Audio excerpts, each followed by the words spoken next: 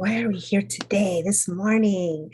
Good morning, good morning. Welcome to Designing Healthy Environments. My name is Alicia Ponce, and I'm the founder and principal of AP Monarch. We are architects, sustainability consultants, and we also work in community engagement. JEDI stands for Justice, Equity, Diversity, and Inclusion. I'm gonna run down what JEDI means, and then we are going to discuss it a little bit further. So justice seeks to dismantle the barriers to opportunities and systemic disadvantages. Equity ensures everyone has access to the same opportunities and resources so that there is an equal opportunity to thrive. Diversity encompasses the differences among us based on what we experience or encounter and access to opportunities and resources. Inclusion means fostering respect and a team spirit in the workplace and embracing and amplifying the multicultural perspectives and voices. So why are the JEDI principles relevant in a conversation about designing healthy environments, you might ask?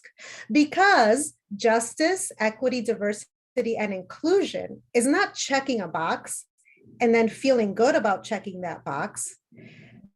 We become better architects when we raise the questions like, I'm building a net zero building here. How may it impact the community around it? Green buildings are not always equal. Let's face it, that's true. We can take a look around our cities and see how low-income communities and communities of color are, how they experience the negative impacts of air quality, of poor air quality and water quality, energy inefficiency, park deficits, et cetera, et cetera. So with me today to break it down, the importance of the JEDI principles is the fierce Yiselle Santos Rivera. Yiselle is a medical planner and global director of Justice, Equity, Diversity, and Inclusion at HKS. Yiselle thrives on building equitable practices, empowering the next generation of leaders, and creative, inclusive platforms for engagement. She serves on the AIA National Board and is a founder of Women Inspiring Emerging Leaders in Design. Yiselle, welcome to Designing Healthy Environments. Thank you very much. I am delighted to be here today. I love your intro, and I love how you aligned it so quickly and definitively in the things that we do and the impact that they have on the built environment. I loved it. Thank you. Thank you for the clarity and the intentionality. I value that a lot.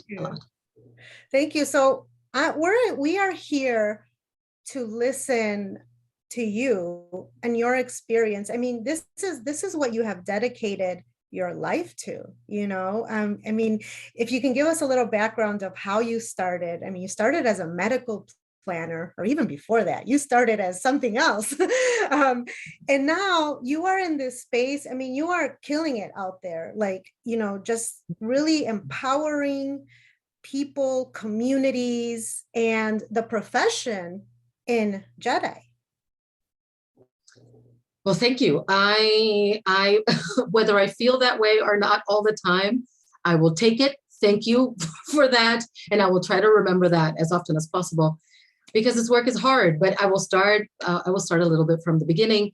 I started as an architect right before the recession.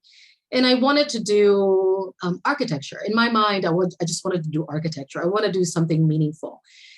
So I started doing commercial mixed use work in the States. I was here in DC. I was doing commercial work in DC, but I wanted to do international work. So I transitioned to a different firm that was doing a lot of amazing international work, very beautiful work. But in the processes of defining my own path in architecture, and I've told the story of how I actually ended up in architecture, which is just stumbling around and finding my way to something that gave me purpose. I quickly recognized that the thing that I loved about architecture that was bringing me back to the roots of studying architecture in Puerto Rico, I studied environmental design in Puerto Rico, was more about the community aspect of it, the relationship piece, the impact on the community, the people that I work with, the people that I live with, the people that build the spaces with me and inhabit the spaces with me. And I miss that as I was doing work in architecture, because at times work was very much work. I wanted to build community. So I built committees like JDI, Latin American Interior Designers and Architecture Committee, because I wanted to amplify the voices of Hispanic architects here in DC. And I also wanted the opportunity to speak in Spanish with the people that were doing amazing architecture in Spanish. So we had these phenomenal sessions called Maestros de la Arquitectura, but half an hour before the overall session, we had little get-togethers, we call it tertulias, between the architect that we were bringing in and all of us in the committee, and they were in Spanish. We wanted the duality and the representation to be very clear and intentional in the work that we were doing. And we thought the best way that we could show up authentically, particularly with the people that we're inviting that were Hispanic architects and Latin American architects, was to do that in Spanish, a little bit for us. And then, of course, the rest of the presentation was in English, because we wanted to be inclusive and we wanted to understand the context that we were in. So I say that because I started acknowledging the idea about building community and what it meant to do design with a community of design leaders that were similar to me in that aspect very early on. That was 2013. Then I built WIELD, which was Women Inspiring Emerging Leaders in Design, also trying to tackle the gender aspect of it. But I was doing architecture. I was doing commercial mixed use. I was doing luxury residential in the Middle East, which was absolutely beautiful buildings, but they were very removed from my context and where I was coming from. I did courthouses, I did justice centers, and because I was doing that work and it didn't speak to me and my passion for impacting community, I wanted to transition into healthcare. My mother is a dentist, and she was doing a lot of community engagement in Puerto Rico. She was working at the university. My dad's a hospital administrator, so I grew up around hospitals. That's in part why I rejected architecture and healthcare architecture, because I knew what it meant to be in those spaces. Cool. Yes, in Puerto Rico, most of the spaces were very inward facing. The doctor offices were in the perimeter. They had the light, they had the spaces, but as a patient and as a person that was I was a kid, so I was just running around the hallways. It felt very dark, very impersonal. So I rejected healthcare for many, many years until I started listening to the dialogue around what healthcare meant and what the impact that I could have as an architect in caring and providing health and well-being for a patient. And we know now there's a ton of data that shows what the built environment can do to support health. So I transitioned into healthcare because I wanted to do, in my mind at the time, that was the building type that I could impact the health and well-being of somebody else. But I also learned that people strategy is business strategy. So the things that affected me as I was going through the profession, when I didn't see people that looked like me, when I saw people getting sort of passed over or disadvantaged, it started to affect how I view myself within architecture. And my learnings from La Idea, my learnings from WIELD, my learnings from creating all these spectacular buildings, and the disconnect that I felt from who I was and what I brought to the table, and the impact that those buildings could have on the design started to become very evident. So when I was asked to take on this new role of EDI director, at the time I was EDI director, as part of our new environmental social governance structure, I had to look inward and really think about what it would mean for me to not only do architecture, but think about this organizationally within a firm. What does it mean to embody equity, diversity, and inclusion at a corporate level, at an organizational level, and also translate that into the business and the output? So even though I took on that role in 2019, I continually try to blend both things as an architect, a medical planner, an environmental design student, because I still carry that, but also doing my master's in Syracuse, which is very much about form and function. The international movement is very removed from other things, right? The pristine building that lands in a space, and it doesn't really necessarily have to do a lot with the context of the community. And then also now take care of my friends, my people, my colleagues, and the future, and what I would hope would be a more inclusive, diverse profession, and using my firm as a guiding light or a leader in the space. It's a process. It's a process. Definitely leadership. Definitely, it is leadership, because you say it's 2019, it's not that very long, but what I'm thinking, you make it sound easy. I can't imagine the steps from 2019 to now, the conversations, like how did it come up?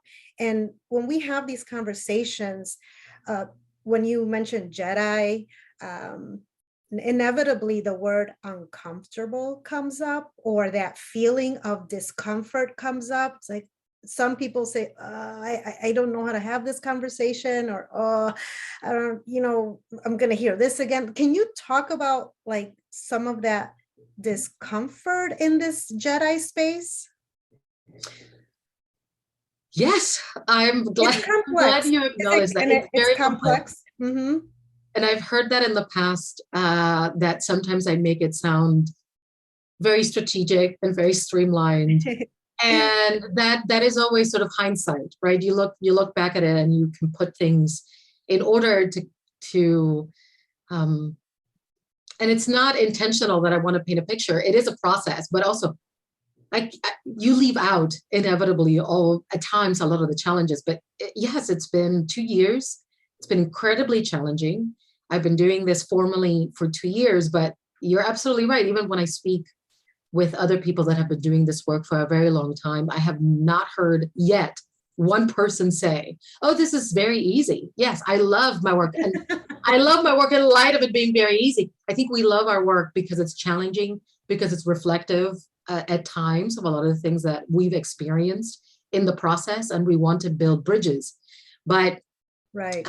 The word uncomfortable comes up quite often. I know at the beginning of, particularly after the murder of George Floyd, we were wanting to provide a safe space that, built around psychological safety, where we truly show up authentically, where we welcome the challenge and we challenge other people. And we wanted to create language that was, welcoming. So instead of calling it uncomfortable conversations like others have in the industry, particularly even outside of architecture, that would have been very clear that these are uncomfortable conversations, we were calling them listening sessions. We want to listen. We want to truly listen, particularly if you're not a person of color that has experienced some of these things like systemic oppression and have had to face these in your life in some form or measure. But I don't know if all the time I engage these conversations with as much grace for myself and for other people as I should. But I think at the core, that's what we want to do. We want to acknowledge that these conversations are uncomfortable because we haven't had the language to talk about a lot of these things for a very long time. Like, we're still having debates around critical race theory of whether it's appropriate to teach and talk about these things. So I'm learning new language as I go as well. I'm shifting my language to talk about courageous conversations where we empower. I love that. Yes. And I have to use that language myself and remind myself, I have to also bring courage and grace into this conversation. And hopefully the other person will also be courageous in sharing their discomfort, because it is uncomfortable. We don't have the language to talk about these things yet.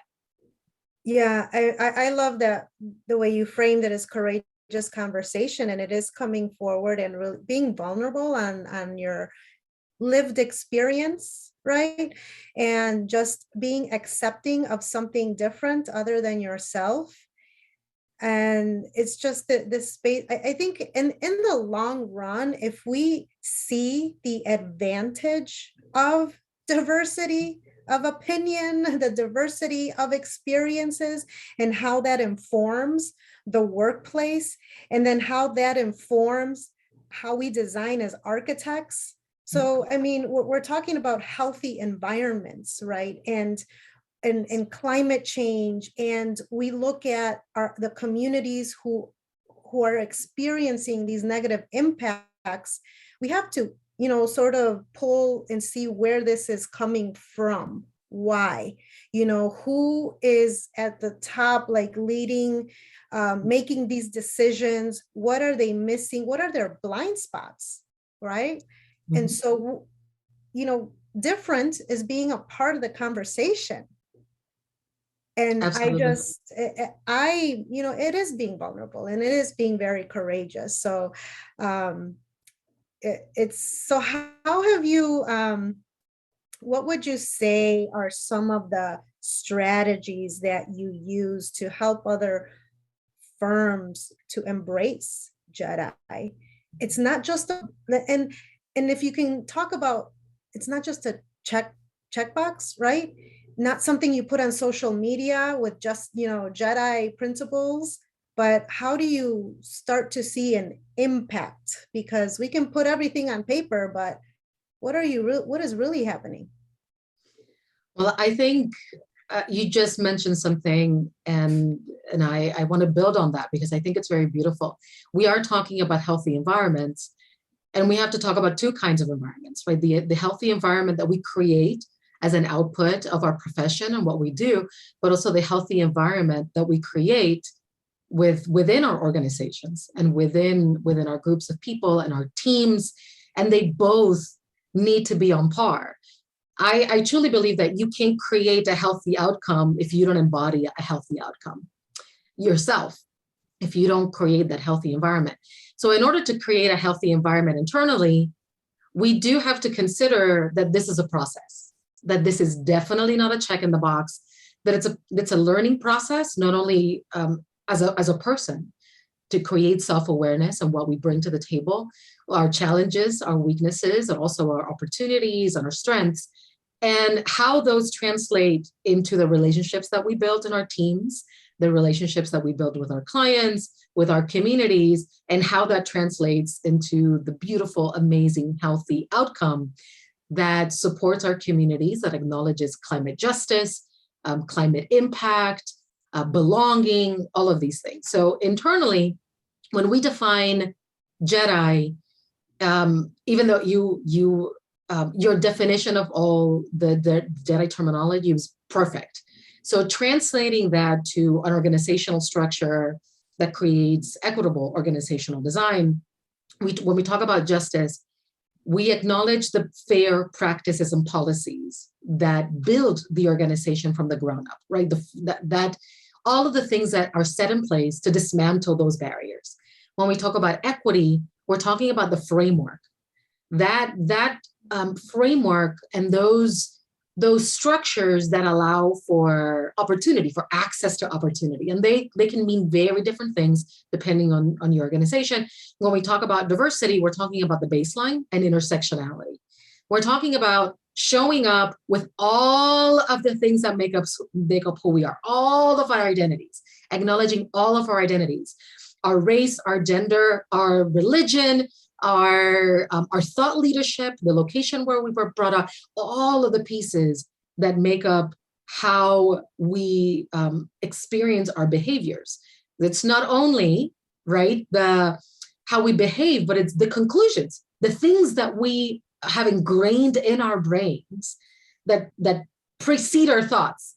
And then inclusion is engagement, is active engagement, is agency and engagement. It's when we pull people into the table, at the table, and we lock in arms at the table, how well and how empowered that person feels to use all of their power. Because there are 4 different types of power, but there's organizational power, self-power, there's many different spaces of power. So how can we facilitate somebody else using whatever power they have at the moment to elevate a particular topic in conversation. But beyond the JEDI framework, we want to use the JEDI framework to get to belonging. We want to get to a place where people truly feel like that they can challenge, that they can be at the table, that they not only have a voice, but they can challenge. They can be at the table and ask the questions that nobody wants to ask. So we use that. We have to create baseline of policies. We have to look at our employee manual consistently and make sure that the language that we're using is inclusive. We want to provide people with opportunities to excel. So acknowledge that not everybody has equal access to opportunity. So sometimes it means, for example, we pay for Toastmasters so that people can build their skill sets to speak in public better. We provide better mental health opportunities and services to help with mental health, with burnout, acknowledge these things, but we also want to celebrate our people, celebrate our heritage. So it's collaborative with marketing, organizational development, learning and development as well. All of these systems need to exist together with the same goal of getting everybody to feel comfortable and welcomed. And we want to innovate. I always like to bring it back to, everything that you said, it just makes for better architecture, for better environments. Because we're, as architects, we have to ask questions. We're constantly asking questions. We have to be great listeners and then solve that puzzle, right? For who? For people to experience something great, to experience comfort and joy as they experience a space, whether indoors or outdoors. Do we just do it on this side of a community or do we just do it on this side? We should be able to connect the dots and make that impact, just that ripple effect, right? And to me, it's like, I talk about the lived experiences, right? And I grew up in a community like that had horrible, still does have horrible air quality, right? And it's a community of color, an immigrant community, low to middle class, right? And so why does that community have to be surrounded in factories? Yeah. So that's my lived experience. And you have to question. So we question as architects. We somos preguntones. That's what I say. Like, we have to ask a lot of questions. That's how you learn. That's how you learn. You ask questions, continually ask the questions, always be inquisitive. But you also mentioned something that is incredibly critical. I think as architects, I would like to redefine, or not redefine, but be very intentional in using terminology like collaborators, advocates, facilitators. That means we listen before we act. And in order to serve our communities well, we have to acknowledge the history that created and developed the community that we're in, right? Zoning laws have historically disproportionately impacted people of color. We know this. There are books and journals about this. And if we do not acknowledge the history and the context that has created the systemic injustices that are still present today, then we can't dismantle them. We can't actively change them and acknowledge that it's not only our impact as architects, it's not just the perimeter of our project. The built environment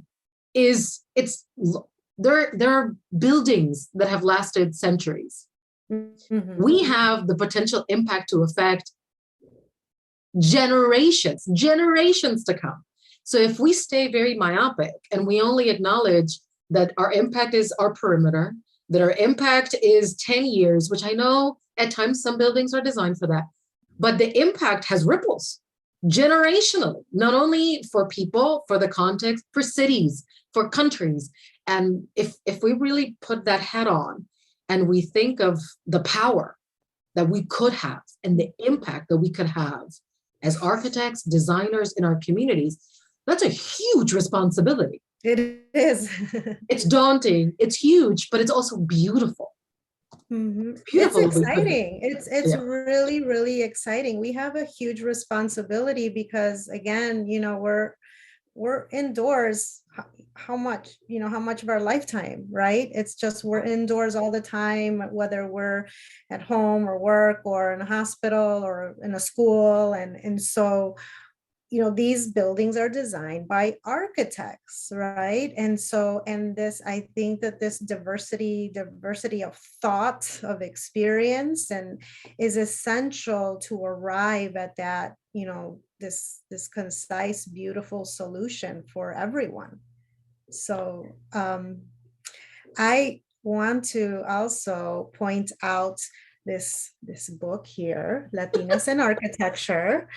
You are a co-author in this book, and we are just loving it. And I highly recommend for people to get this for yourself, for a gift, for somebody contemplating an architecture degree, career, or wanting to learn about architecture. But this book is really in line with what we're talking about and creating spaces, diverse spaces for women and for women of color. You and I represent the less than 1% of licensed Latina architects in the US.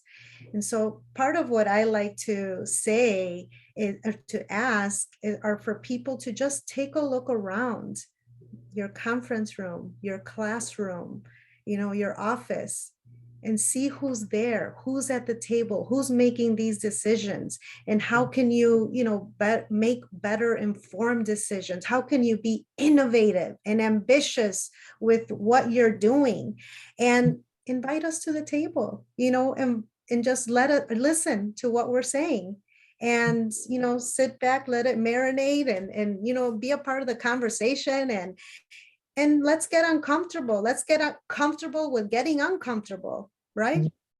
Well, talk about courageous conversations. I think a lot of us that thank you, Alicia, for giving us the opportunity to share a little bit of ourselves in that book. I think a lot of us had to really think about what we wanted to share, and we had to become quite courageous in being open and honest, sharing our challenges, our ups and downs, because that's why we ended up where we are today. If it Yeah. wasn't because I wanted to be a geneticist and I was working in a lab, and I hated working in a lab because the space in a lab had no windows. It was white painted block. And we had to spend hours and hours and hours. I love genetics. I still do. But I had to spend hours and hours in a room that was incredibly cold with no access to natural light or the environment in Puerto Rico. It Oh, was such a the disconnect sin. that I decided I couldn't reconcile the things that I was feeling. Now I know it was the space that I was in.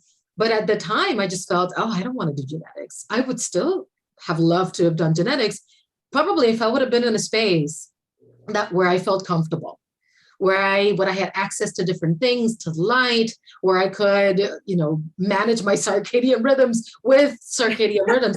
Maybe I would be a geneticist, which actually two of my cousins are well-renowned geneticists. But I chose, at the time, I thought, well, I have to do something else. So I started studying geology and physics and art and painting. And it was at the intersection of those things that my geology professor told me, I think you should study architecture. Then I went, oh, well, that kind of makes sense, even though I had also rejected that because my parents thought I was going to become an architect.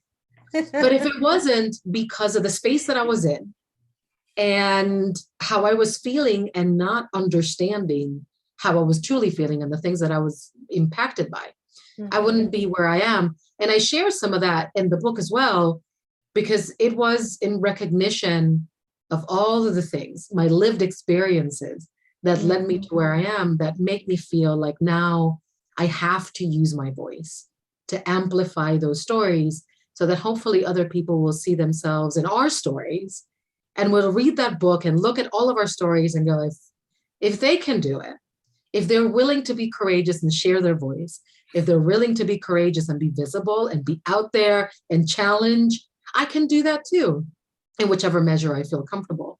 So thank you for giving us the opportunity to share all of our stories, of putting it in a book and acknowledging that, yeah, we need more of us. We need more of us out there so that we can impact the communities that look like us, that are reflective of us, because we know what it means to be there at one point or another. Yeah. So, I mean, your Yiselle's chapter is on page 81. It's called Making the Invisible Visible. And so definitely, I mean, you're making an amazing impact, and being on the board of the AIA, you can reach your reaches even further, right? To be able to share this message. So it's just, this conversation is not going to go away. I think that we're just getting started, right? And I'm excited because we're going to see the positive impacts as a result of these conversations. So, Yiselle, tell us what's next. Like, what do you have on deck, or like, what is, say, next year from now that we're like coming out of this shelter in place a little bit more, like I would probably think you're gonna do even more, right? Or we'll see what's on deck for JEDI. Oh, What can we expect to see? So I was on the national board, on the AIA national board last year, which was a very, very hard year to be part of a board and reconciling a lot of things in the Institute. But I'm certainly still supportive of the work that it's doing. I'm the treasurer on the AIA DC board, and next year I will be the vice president of the AIA DC chapter board. And in 2023, I will be the president of the board. So I hope to continue to make an impact in my local community, creating more programming and within my chapter, not only with WIELD, but acknowledging where we are and supporting our membership. That way, we created a group called Our Forum, Our Impact, that blends the NOMA DC chapter, our La Idea committee, the WIELD committee, or the equity committee by WIELD.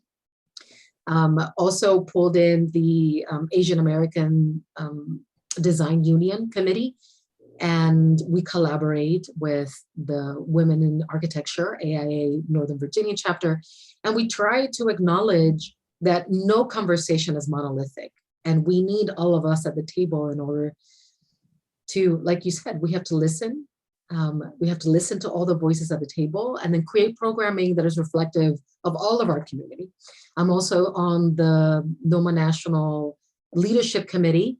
I'm the chair of the Research and Development Group.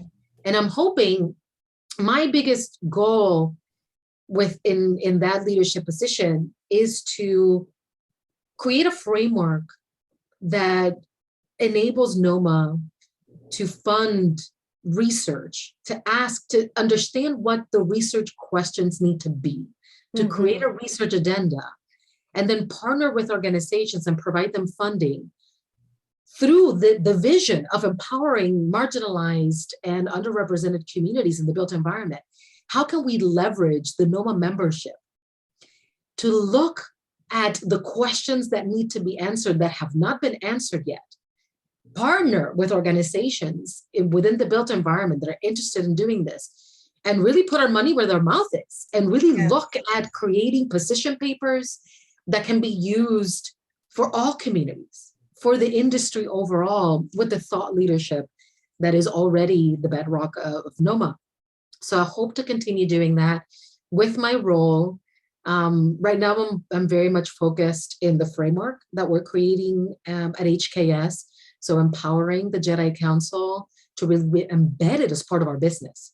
So not only is it 12 members that are passionate about JDI and the work that they're doing in the offices, but how do we pull more managers into the conversation? How do we make the board accountable? And I know other organizations are doing it. We want to be very intentional in saying this JDI framework is an overlay on the business, because people strategy is business strategy. They have to go hand in hand in order for the outcomes to be truly about healthy environments, internally and externally. So I love that. I'm I'm taking some cues from the work that you're doing, and I would love to amplify more voices and elevate a lot of the work that particularly women of color are doing in the industry, and really look for opportunities to showcase not only people's successes, but the challenges that it takes to get there. And then it takes a village. It takes a village for all of us to build those frameworks that allow for JEDI to belonging in personally as well. I also want to encourage people to engage in other frameworks that provide us with better language to talk about these things. Like the Open Architecture Collaborative has a phenomenal program called Pathways to Equity. It's an 8-week program that helped me start to acknowledge all the parts and pieces that it takes to really engage with community. It's about unconscious bias, about acknowledging power, about co-creation, all of the stakeholders, about how to change your mindset to be an inclusive mindset, how to use the green lens and the red lens. I would love for more people to get certified in EDI or use those frameworks to translate who they are into language that builds bridges. And hopefully, I would love to get JEDI into a place where it is about business. When we talk about JEDI, we're talking about business. When we talk about JEDI, we're talking about architecture. When we talk about JEDI, it's not this, because it still happens. Well, a JEDI topic is about diversity. No, it's about the systems. JEDI is about the systems that got us to where we are today. Yes. And our systems are embedded in our practices. It's by design. So how do we get to building belonging by design?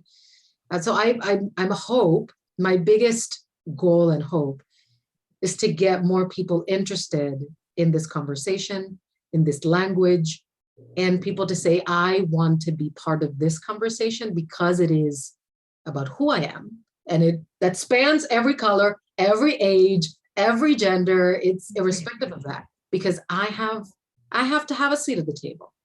And if I am of the dominant culture, I want to pull people up. Yes. I want to go in there and say, I know I have power. I know I have generational power. I know I have industry power. How do I give you power? How do we share this power? How do we co-create? Because the future is more diverse. 1 in 4 Gen Zs are Hispanic. More than 1 in 3 Gen Zs do not acknowledge binary gender constructs. They know somebody that identifies as they and them. They believe that climate action is due to human activity. And they believe that the government and activism should be a central part of the conversation and shifting the narratives. So they're vocal, they're engaged, and they don't believe in these binary constructs. They don't believe in the things that many of our previous generations believed in. And that's the people that we're going to work with. That's the future leaders. So we have to acknowledge them, bring them to the table and lift them up. We have to do that. It's our job. I love that. So we have our work to do. We have pick our list of people who we are going to invite to the table to discuss. And, there's also trust, right? Trust is a big thing in order for this conversation to keep moving forward. Trust the process. Yes, might get a little uncomfortable, but it's okay. Discomfort doesn't mean bad, right? It means we're figuring things out. We're growing. We're growing, and we want to, right? And so to me, that is what a healthy environment is, designing healthy environments. So Yiselle, thank you so much. This was absolutely wonderful. I'd love to have you back again to see just how we've evolved, even like a year from now, even 6 months, a lot can happen. So thank you. That's a real statement. Thank you. Thank you for trusting me with your space. And thank you for growing the space. It's beautiful. Thank you for that.